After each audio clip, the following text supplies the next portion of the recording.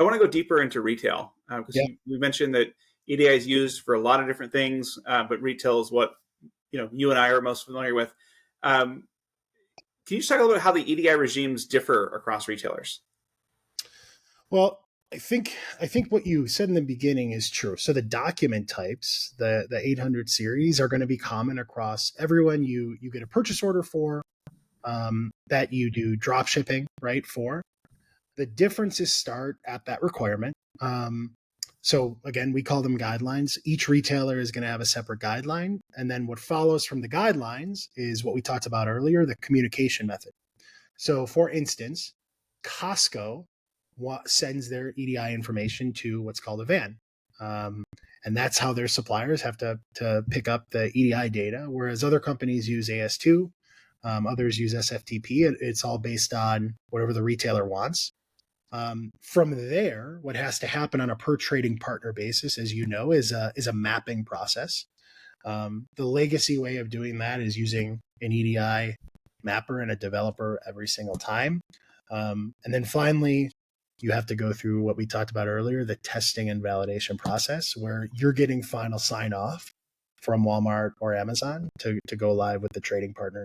And in each step of the way, there's challenges associated with that process, right? And to kind of get into it, so first of all, the guideline.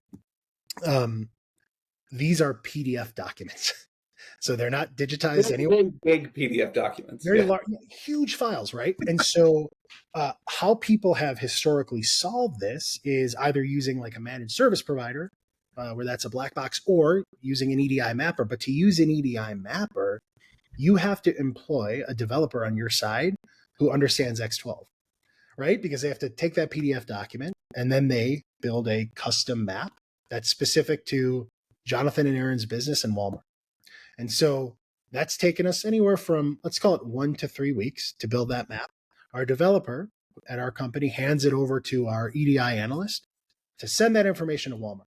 And it's a payload screenshot or just a payload in an email.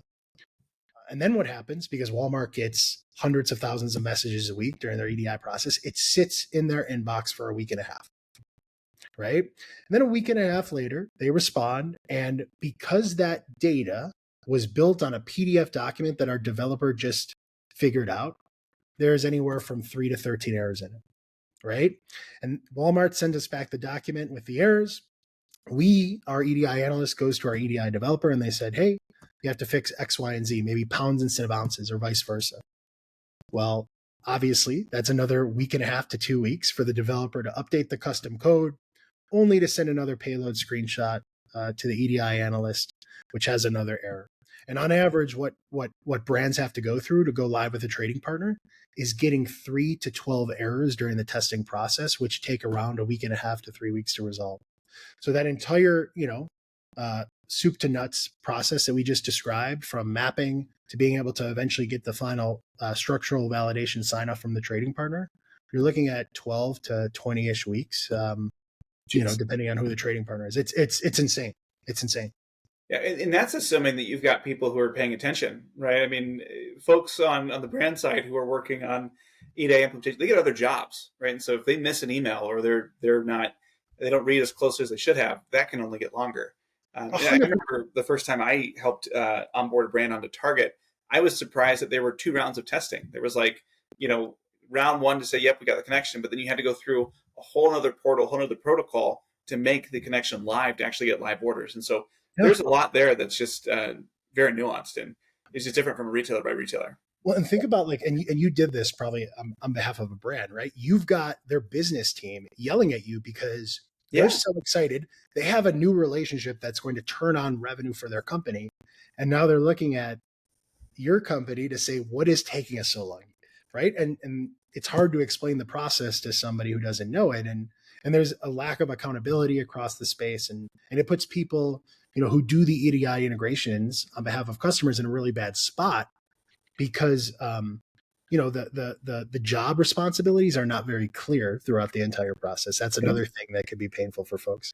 Well, adding up all of the headache there and, the cost to do the integration work, at the end of it, you have massive fees or penalties potentially if it's not done well. And so, I heard I think it was Target, but they were going to charge a brand $10,000 for every PO they had to reissue.